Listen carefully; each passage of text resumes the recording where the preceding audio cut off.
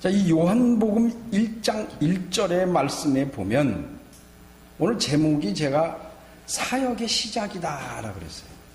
예수 그리스도의 그 공생의 그 사역, 하나님으로부터 보내심을 받은 그 예수 그리스도의 그 시작이, 그 사역의 시작이 어떻게 시작이 됐는가 하는 것을 이제 요한이 그것을 기록을 한 겁니다.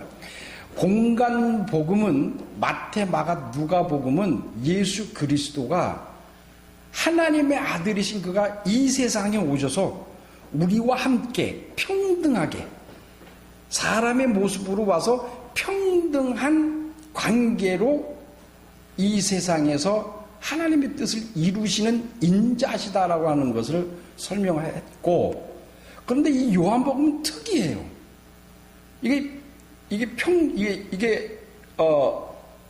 요한복음은 수직관계로 시작을 해요.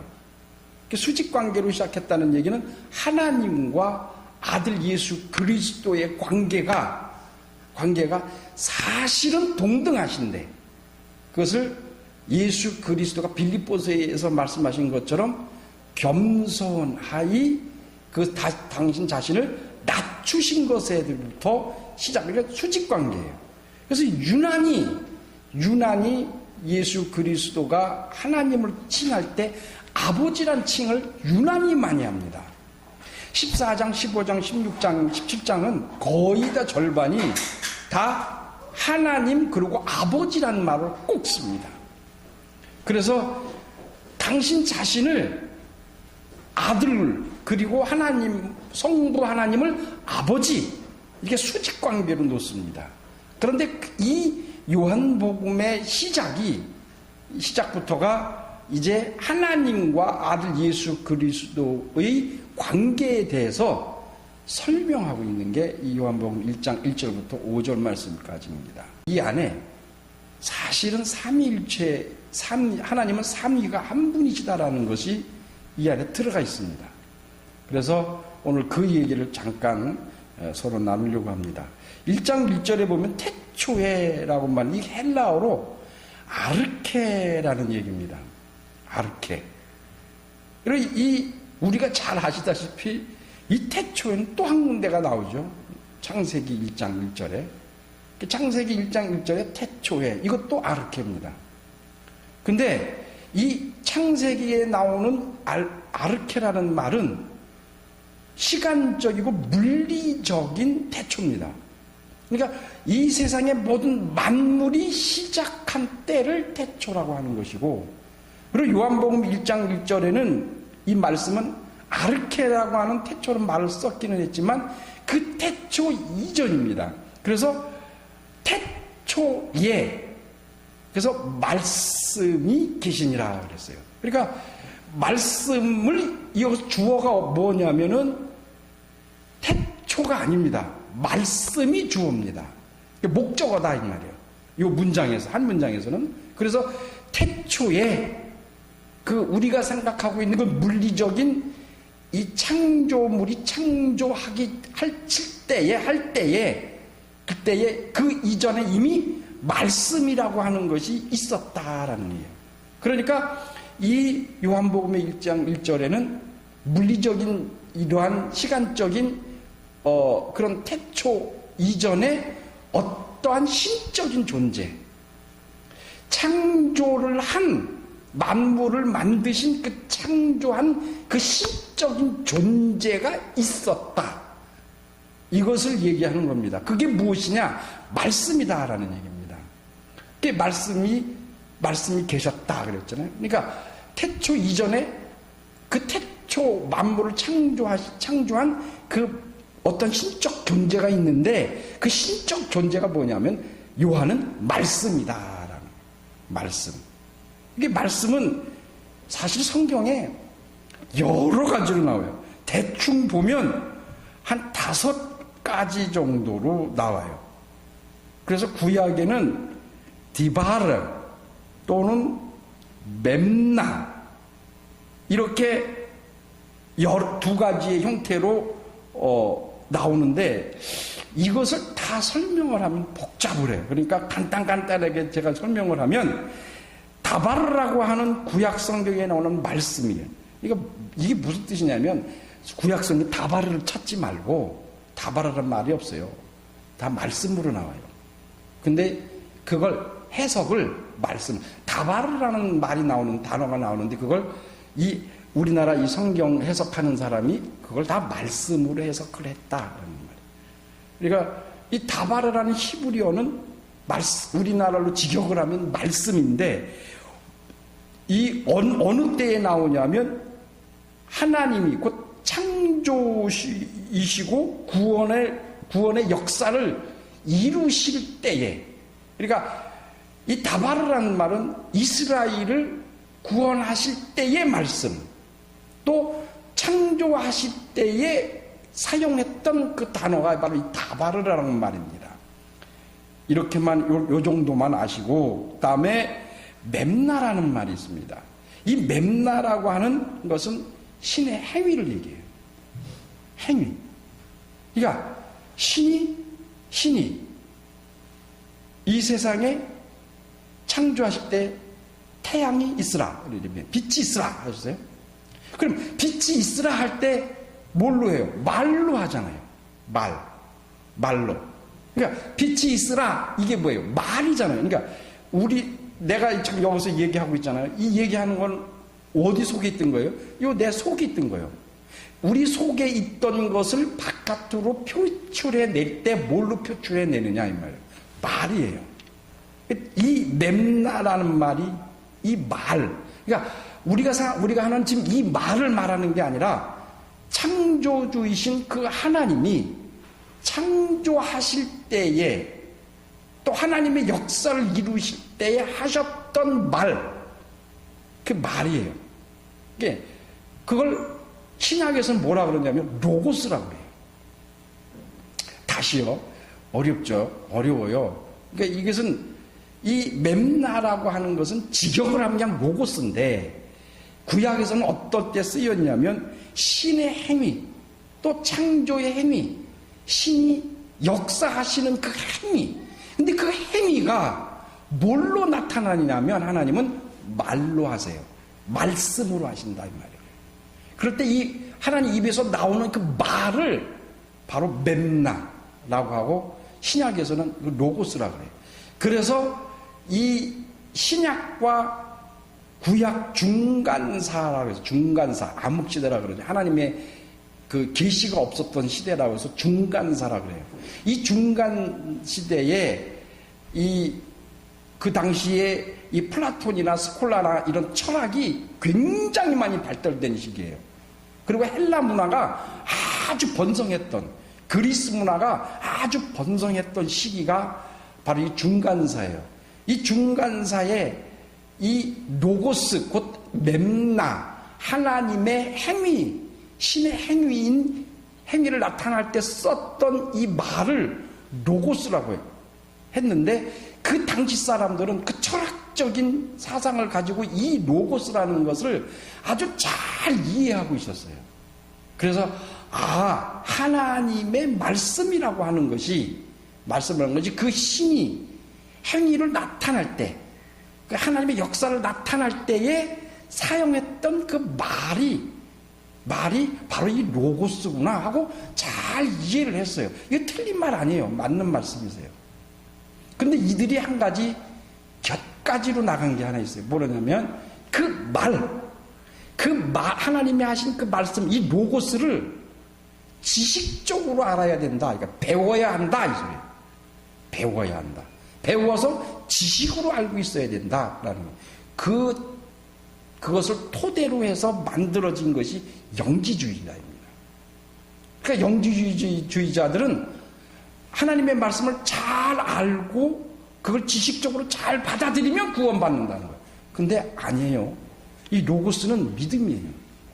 말씀은 믿지 아니하면 아무런 의미가 없어요. 그걸 지식적으로 아무리 머릿속에 집어넣고 있다 할지라도, 산더미 같이 싸서 꽉 찼다 할지라도 그걸 믿지 아니하면, 그래서 야고보서에서 뭐라 그랬어요? 믿음은 행함이 있다. 그러니까 믿는다는 것은 행함으로 나타낸다는 전제를 하고 있는 거예요.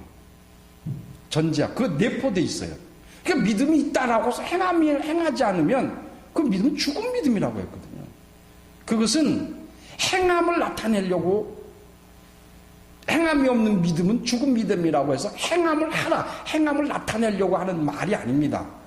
믿음 안에는 반드시 행함이 있어야 된다고 하는 믿음을 강조하기 위함이에요. 로고스는 지식 물론 알아야죠. 우리가 좀 배워야 되니까. 알아야 되니까. 근데 그 아는 것이 머릿속으로 지식적으로 아는 것으로 끝나는 게 아니라 믿어야 돼요.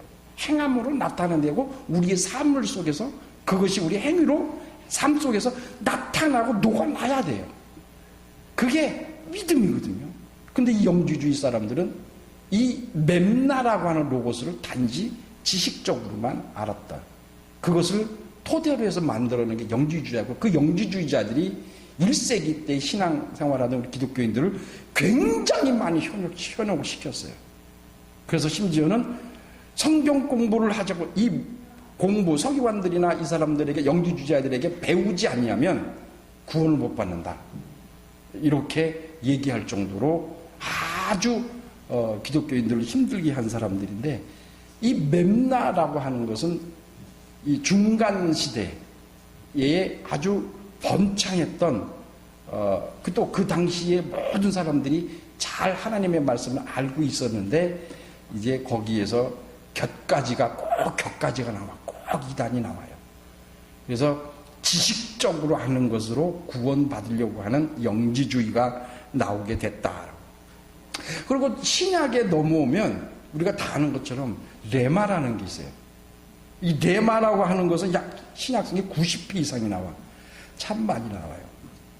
근데 이 레마는 맵나하고 거의 비슷해요. 맵나하고 비슷한데 이것은 하나님의 말씀을 가지고 그 말씀을 누구인가, 어떠한 제3자의 대상에게 전하는 겁니다. 그래서 설교, 선포, 전도, 복음 증거라고 할 때에 레마라는 말을 씁니다. 그러니까 그러면 성경에 또 레마를 찾아보려고 해도 없어요. 레마라는 말이 거의 안 나와요. 뭘로 나와요? 설교, 선포, 전도, 이걸로 다 번역이 돼서 나와요. 이게 나온다. 그래서 바울이 전도하고 예수께서 저기 말씀을 가르치시고 할 때에 그 가르친다, 설교한다, 복음을 증거한다, 전도한다, 이게 다 레마라고 하는 말씀으로 헬레아를 기록되어 있습니다. 성경에, 원본에. 근데 그걸 우리나라 해석할 때 그렇게 각각의 모양대로 해석을 해 놓은 겁니다. 그래서 우리가 예전에 그런 말을 많이 썼어요. 하나님의 말씀이 내 안에 레마가 돼야 된다. 내 안에 들어와야 된다. 근데 그건 사실은 틀린 말은 아니지만 약간의 차이는 있습니다. 레마는 선포되는 겁니다. 선포되는 그 말씀 자체를 얘기하는 거예요. 지금 내가 뭘 하고 있는 거예요? 레마를 하고 있는 거예요. 그리고 근데 그 하나님의 말씀은 어디 있어요? 내 안에 있어요. 여기 안에 있어요. 그러니까 신약에서 또 하나가 나오는 게 뭐냐면 로고스예요. 로고스는 말씀인데, 이 말씀은, 로고스는 말씀 자체를 얘기해요. 그냥 말씀 자체. 그래서 그 말씀이 어디 있는 거예요? 내 안에 들어와요. 내가 그 말씀을, 하나님의 말씀을 내 안에 내가 그걸 듣고 그래서 믿었어. 그러면 그 말씀이 어디 있는 거예요? 로고스가 내 안에 있는 거예요. 이것이 바깥으로 튀어나오면은 구약시대나 중간세는 그걸 맵나라고 했고, 신약시대는 그거를 갖다가 레마다라고 하는 거예요. 그러니까 레마는 내 귀에 들리는 하나님의 말씀이에요. 귀에 들리는. 근데 이 로고스는 말씀 자체를 얘기하는 거예요. 그래서 그게 내 안에 있다라는 거예요. 요한복음 1장의 1절에 나오는 태초에 말씀이라고 할 때 이 말씀이 로고스를 가리키는 겁니다. 그러니까 말씀 그 자체를 얘기해요. 본질을 얘기하는 거예요. 이 말씀이 어떻게 했다가 계시니라 그래서 계시니라. 말씀이 계시니라. 말씀이 계시다라고 하는 것은 이건 미완료형으로 되어 있어요. 이거 그러잖아요. 말씀이 계셨다라도 아니고 말씀이 계셨었다도 아니고 말씀이 계실 것이다. 이것도 아니요. 계시니라. 그래서 미완료예요. 미완료이라니까 아직 완성이 안 됐다라고 하는 말이 아니고 모든 시간을 초월해서 계신다라는 얘기예요. 그래서 이전에도 있었고 지금도 있고 이후에도 이 말씀이 계속 계신다라는 얘기예요. 그러니까 태초 이전에, 이 세상 만물이 창조되기 이전에 어떤 신적인 존재가 있는데 그 존재가 바로 말씀이시다라는 말이에요. 그 말씀이 그 태초 이전부터 시작을 해서 지금 올 우리에게도, 이 요한복음을 기록한 게 AD 약 80년에서 90년에 기록했죠. 그러니까 그 당시에 지금으로부터 2000년 전부터 시작돼도 있었고 지금 우리가 이 말씀을 읽는 지금 현지에도 계시다. 그리고 앞으로도 계실 뿐이요. 말씀이. 그 로고스가. 그래서 그 계시니라 하고 이 말씀이 그 로고스가 하나님과 함께 계시다라고 그랬어요. 이 하나님과 함께 계시다. 여기까지 정리를 해드리면 태초의 물리적인 그 시간 이전에 어떠한 태초의 신적인 존재가 있었는데 그것을 구약에서나 신약에서나 바로 말씀인 로고스 자체를 얘기한다는 거예요. 로고스 자체를 얘기하고 이 로고스인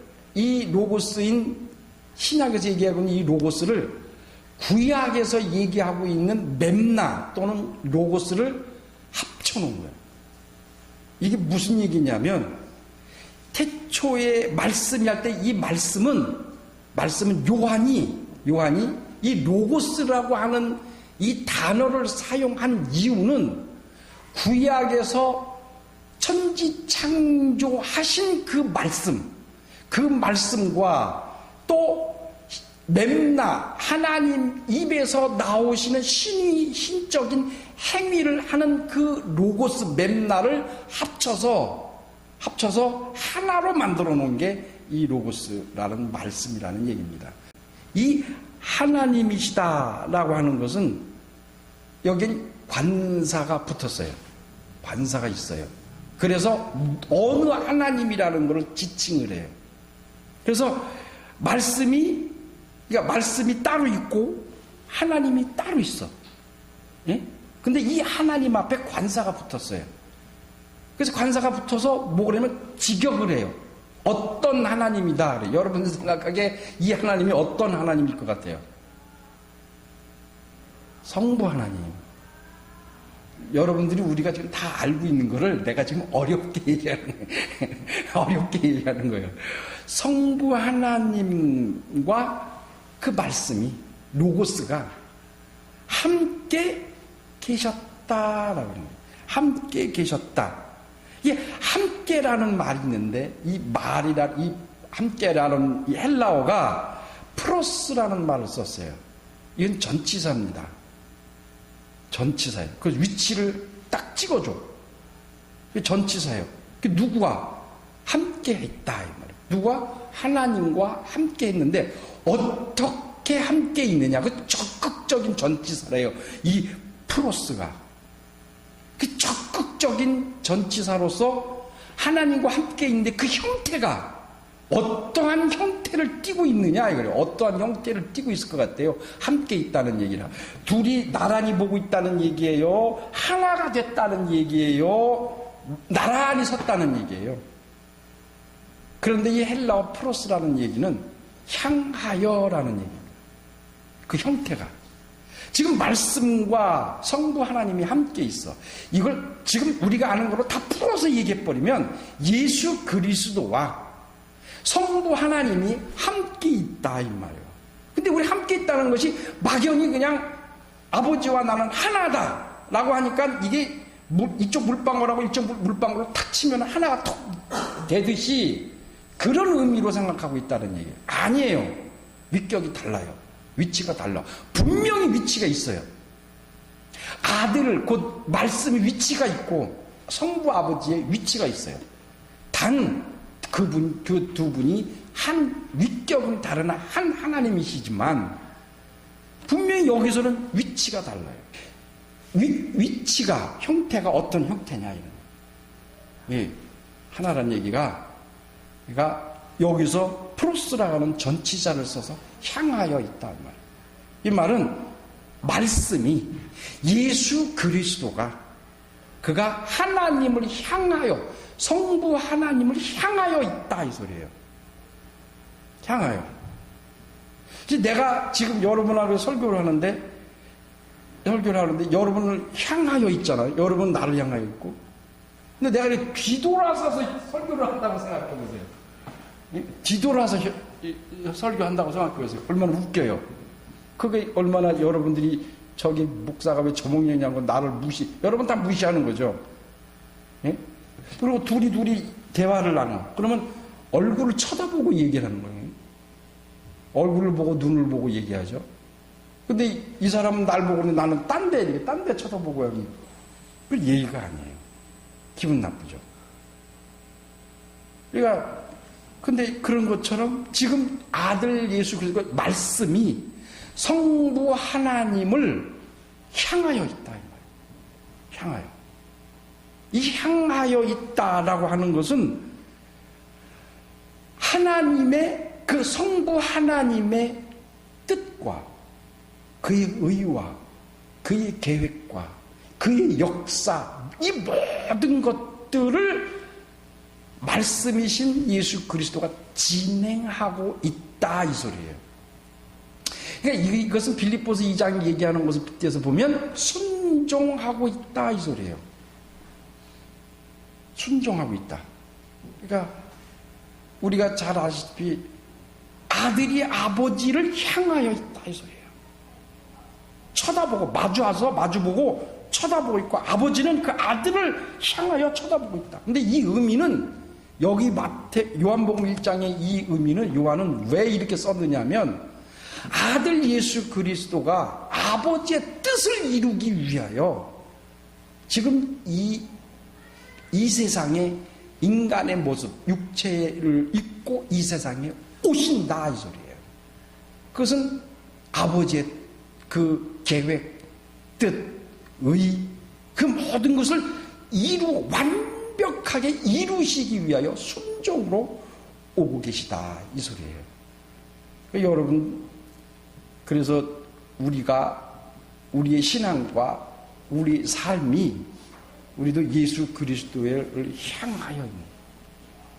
아마 여러분들도 생각하기에 단 한 번도 우리가 예수 그리스도를 향하지 않고 있다라고 생각하는 적은 단 한 번도 없을 거예요. 워낙 우리는 많이 배우고 잘 배워서 오직 예수 그리스도. 그 말은 예수 그리스도에 향하여 있다는 얘기예요. 지금 예수께서는 하나님 우편에 앉으셔서 지금 우리를 보고 계세요. 예수께서는 지금 우리를 향하여 있어요. 그 향하는 증거가 뭐예요? 성령이에요. 성령이 우리 안에 계시고 그가 아버지께 구하여 우리에게 보내신 그 성령이 내 안에 계시다는 것은 지금 예수께서 나를 보고 계시다는 얘기예요. 스데반이 얼마나 잘 봤어요. 돌에 맞아 죽어갈 때에 봤어요. 하나님 우편에 서 계신 예수 그리스도를 보셨어요. 그래 예수 그리스도도 스데반을 보고 계시는 거예요. 그 스데반이 마지막 죽음 목숨을 끊기면서까지 예수 그리스도의 복음을 증거함으로 예수 그리스도가 하신 모든 일들을 다 준행하신 사람이 스데반 아니에요. 바울도 그랬고 베드로도 그랬고 예수께서는 아버지를 향하는 것처럼 우리도 예수 그리스도를 향하여 있다면 우리의 삶과 우리의 신앙이 예수 그리스도가 하신 그 일, 그 뜻, 그 계획, 그 모든 것들을 내 삶을 통해서 나타내야 한다. 예수께서 하신 것처럼. 그러니까 이 말씀이 하나님과 함께 계셨다라고 했어요. 이 말씀은 곧 하나님이시니라 그랬어요. 요한복음 1장 1절에 하나님이 2번 나와요. 이 말씀이 하나님과 함께 계셨으니 여기 하나님 나오고 이 말씀은 곧 하나님이시니라 그랬어요. 근데 이 2번째 나오는 하나님에는 관사가 없습니다. 원문에 보면은 관사가 없어. 다시 말해서 지칭이 없다. 이 하나님이 어떤 하나님이냐라고 하는 지칭이 없어요. 앞에는 있어요. 그래서 이 하나님은 어떤 관사가 붙었기 때문에 성부 하나님을 얘기해요. 말씀이 하나님과 함께 계셨다라고 할 때. 근데 2번째 이 말씀은 우리나라 말로는 조사가 붙더니 말씀은 이게 무엇이냐 이 말이요. 근데 그 뒤에 그 다음에 나오는 하나님은 관사가 없어요. 지칭이 없어요. 이 하나님은 무엇을 뜻하냐면 성부, 성자, 성령 하나님을 말해요. 삼위 하나님을 말해요.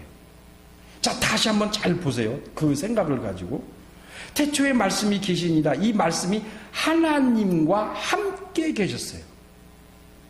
함께 하나님, 성부 하나님이 이 말씀이 하나님과 할 때에 이 말씀은 관사가 있어요. 그래서 누군 어떤 하나님이라는 걸 지칭을 해요. 성부 하나님이라 해요. 성부 하나님과 함께 있다. 그 말씀이 성부 하나님을 향하여 있다 이 소리예요. 향하여 있고 그리고 근데 이 말씀이 다시 또 그 말씀이 2번째는 하나님이시다라고 했어요. 이 말씀은 곧 하나님이시다. 그러니까 관사가 없어요. 그러니까 이 얘기는 뭐냐면 바로 그 말씀이 삼위 하나님이시다. 이 말이에요. 그래서 18절에 보면 18절에 본래 하나님을 본 사람이 없을 때 아버지 품속에 있는 독생하신 하나님이 나타내셨느니라 그랬어요. 독생하신 바로 하나님이야. 그때 이 18절에 나타나는 이 하나님도 관사가 없습니다. 그러니까 1장 1절에 얘기하고 있는 앞에 나오는 하나님은 성부 하나님을 가리키는 거고 2번째 하나님은 뒤에 나오는 곧 하나님은 이 우리나라 해석법으로 곧 이렇게 썼죠. 다시 말해서 그러니까 말씀이 곧 뭐란 때요? 성부 하나님인데 원문에는 관사가 없어요. 그러므로 삼위일체 하나님 중 한 분이시다 이 소리예요. 그러니까 이거를 그냥 우리 성경에는 그 말씀이 곧 하나님이시다 이렇게 얘기하는 거죠. 그냥 이 1장 1절을 한마디로 얘기하면 바로 하나님, 성부, 성자 하나님이신 독생하신 그 예수 그리스도가 천지 만물을 창조하신 창조주 하나님이시다라는 얘기를 이렇게 설명한 겁니다. 다시요. 1장 1절의 말씀은 만물을 창조하신 창조주가 삼위 하나님 중 한 분이신 바로 예수 그리스도가 바로 창조주이시다라는 얘기입니다. 좀 어렵지만 다시 그리고 2절을 봅시다. 2절에 보면 그가 태초에 하나님과 함께 계셨고 그랬어요. 자, 이제 앞에서 설명하신 것처럼 2절에서는 그가라고 했어요. 그가를 누굴 얘기하는 거예요? 말씀이. 이걸 우리는 예수 그리스도라고 말할 수는 있겠죠. 근데 이 문맥상으로 보면 그가 말씀이. 근데 그가라고 그랬어요. 그래서 뭘 했냐면 의인화시켜 버렸어요. 이제 그 말씀을 로고스를 이 요한이 의인화시켜 버렸어요. 그가 그랬어요. 그러니까 이 그가는 누구를 얘기하는 거예요? 예수 그리스도를 얘기하는 거예요. 문맥상으로 보면 빛이에요. 여기서 보면 말하는 건 빛이에요. 그가라고 하는 것은. 근데 그가 태초에 하나님 만물을 창조하기 이전에 하나님과 함께 계셨고, 여기서 말하고 있는 하나님과 함께 계셨다는 1장 1절에 나오는 말씀이 하나님과 함께 계셨으냐고 같은 내용입니다. 그래서 그가 곧 예수 그리스도가 의인화시켰어요. 태초 이전에, 만물이 창조 이전에 성부 하나님과 함께 계셨고, 그리고 그래서 만물이라고 하는 것은 우리가 지금 눈으로 보는 모든 만물이죠. 이 만물이 창조물이 그로 말미암아 지은 바 되었으니, 그라 누구예요? 말씀이에요. 문맥상으로는 말씀이에요. 근데 우리가 알기로는 이 1장 1절부터 18절의 말씀 다 통틀어서 다 배우고 나면 뭘로 얘기할 수 있어요? 예수 그리스도가, 그가 그로 말미암아, 예수 그리스도로 말미암아 지은 바 되었다 그랬어요. 하나님, 그 예수 그리스도가 창조주이시다, 그가 곧 말씀이시다, 이 소리예요. 그 4절에 보면 3절에 보면 그가 없이는 된 것이 없느니라. 3절 다시 읽어볼게요. 만물이 그로 말미암아, 그러니까 모든 창조물이 그로 말씀으로 말미암아 다 지으셨는데, 말씀이 다 지으셨는데, 그 지은 것이 하나도, 그가 곧 만물이 예수 그리스도가 없이는 된 것이 없느니라. 그래서 이 한 문장에 부정문이 2개 들어가요. 그러니까 부정 더하면 뭐가 돼요? 긍정이 되죠. 그죠? 그러니까 이게 요한이 이 원문에도 이렇게 돼 있어요. 참 말을 잘해요. 글을 참 잘 써요. 사실은 이 요한은 뱃사람이거든요. 베드로와 버금갈 정도로 무식할 사람이거든요. 근데 이 요한을 하나님이 들어서서 정말 문학가로 만들으셨어요. 거의 100세까지 살았거든요. 그 오랜 시간 동안, 이게 약 80에서 90년. 그러니까 예수께서 하늘로 올라가신 이후 약 60년이 지난 다음에 쓴 게 이 요한복음이에요. 그냥 그 60년 동안 얼마나 많은 설교, 많은 전도, 많은 사람하고 대화를 해봤겠어요.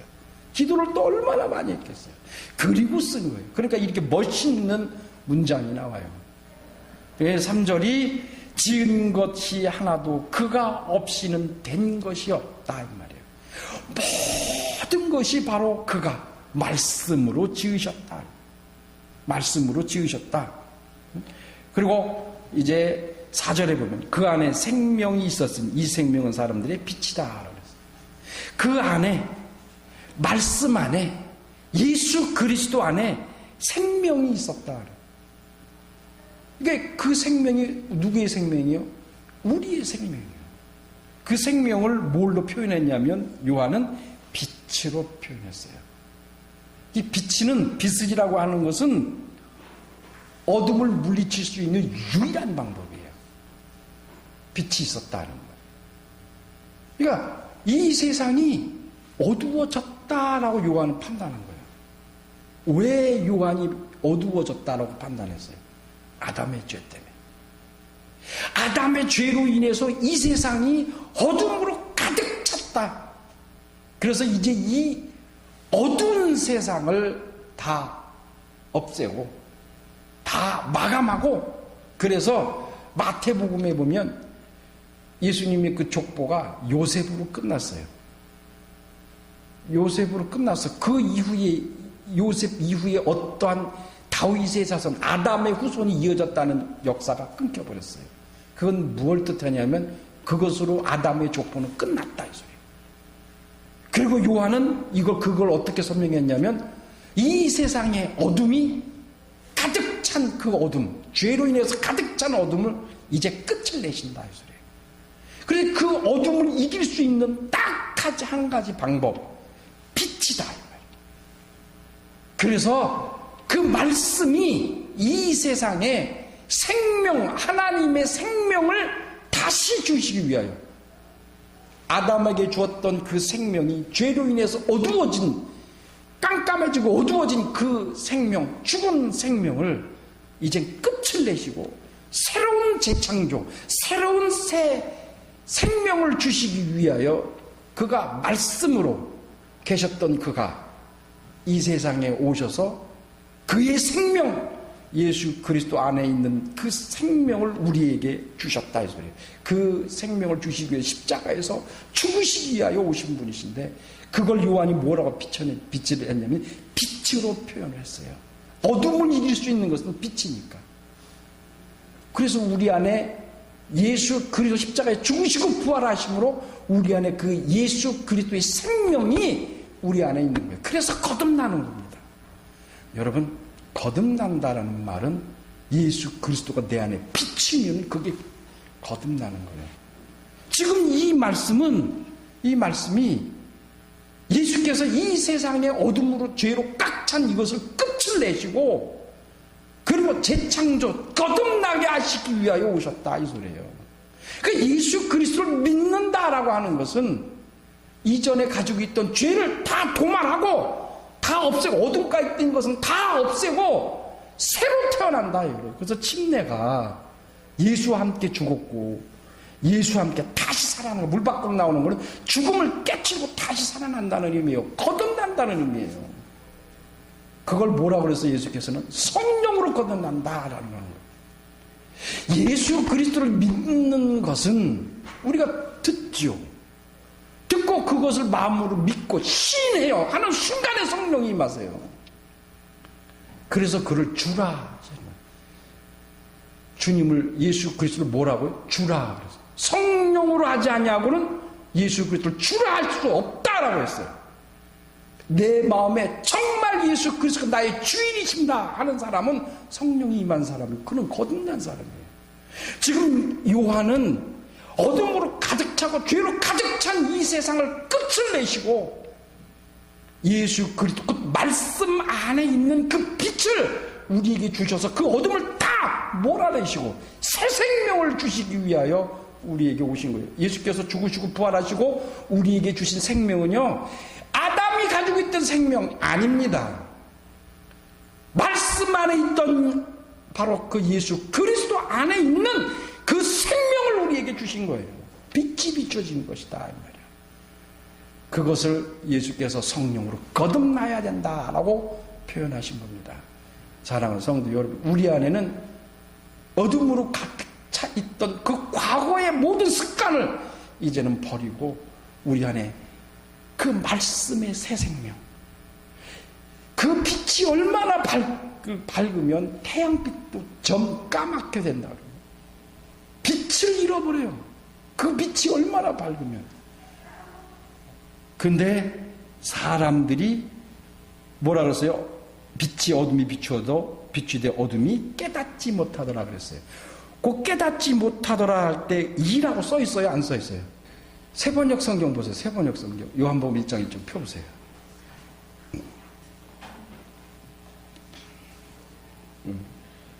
요한복음 1장 5절을 보세요.